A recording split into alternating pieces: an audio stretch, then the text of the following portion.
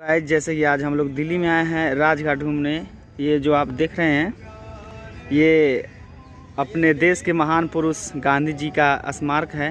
यहीं पर उनका मतलब शरीर को स्मारक किया गया है। वो जो दीप देख रहे हैं वो हमेशा सालों भर 365 दिन भी जलता है। उधर भैया लोग भी घूम रहे हैं। लोकेशन भी काफ़ी अच्छा है यहाँ पे।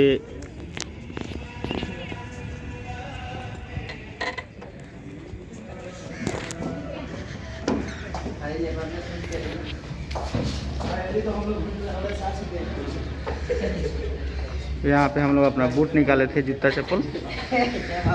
कि चेहरा चम चम चमकीला, आय हाय क्या बात है।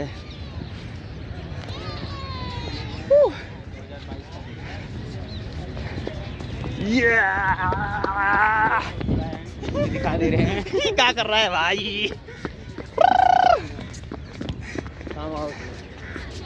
तो फाइनली हम लोग रास्ते में अभी है, तो मास्क उतार दीजिए, कोई दिक्कत नहीं है। यार राजघाट का नाइस लोकेशन।